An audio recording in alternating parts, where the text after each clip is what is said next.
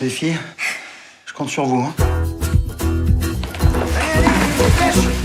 J'ai pas de café, mais si vous voulez un chocolat... Non, merci, ça ira. Je préférerais qu'on commence l'évaluation parce que j'ai d'autres familles à voir derrière. Alors, monsieur Patard, comment on gère l'argent dans cette maison? On gère comme on peut. Par exemple, le samedi midi, on va au supermarché et puis on pique-nique dans les rayons.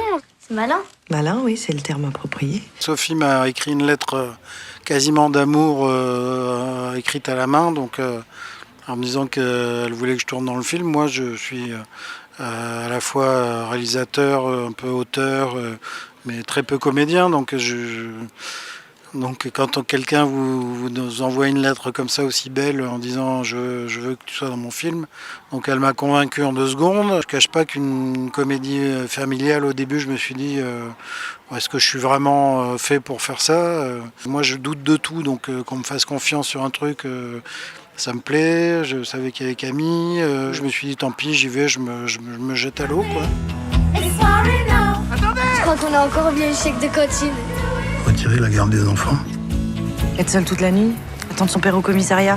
Salut Michel. J'approuve donc la recommandation du procureur qui préconise le suivi d'un stage de responsabilité parentale. Ça, c'est la position dite de l'écoute complète. L'humour, c'est une forme de pudeur pour aborder des thèmes qui sont profonds, inquiétants et tristes. Et il y a une pudeur incroyable dans la façon d'aborder ça, qui est très personnelle. Je pense vraiment que si le film émeut et touche autant, c'est parce qu'elle est, Sophie, tellement sincère avec ce qu'elle ressent, ce qu'elle a ressenti, et que ça ne peut que... En fait, ça devient universel. Ce film parle de l'éducation des enfants, ce qui est peut-être la chose la plus difficile à faire, et justement, il n'y a pas de recette. Camille a 2 enfants, moi aussi.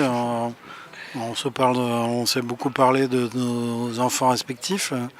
Et en fait, on s'aperçoit que les enfants sont tous différents, les parents sont tous différents. Est-ce qu'on doit être sévère, pas sévère, à quel moment? Enfin, c'est une espèce de truc de fou d'ailleurs, on se raconte des histoires entre nous, on n'y arrive pas, quoi. C'est bien. Souvent avec ma femme, on disait mais attends, on n'y arrive plus, on ne sait pas quoi faire.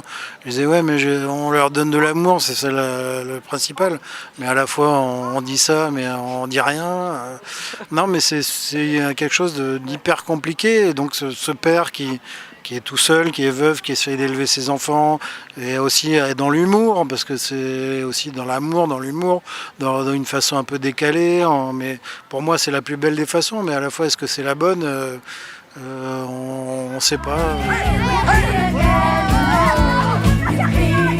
Tu l'aimes bien en fait. Je rigole. Ce film, moi, je le dis très sincèrement, c'est un truc de fou qui se passe. C'est-à-dire que là, on atteint des sommets dans l'émotion chez les gens, qu'il y a un truc qui se passe au niveau du cortex, je sais pas ce qui se passe, et c'est magique. Il y a un truc qui émeut, qui fait rire, et au final, quand on sort de là, on est scotché, quoi.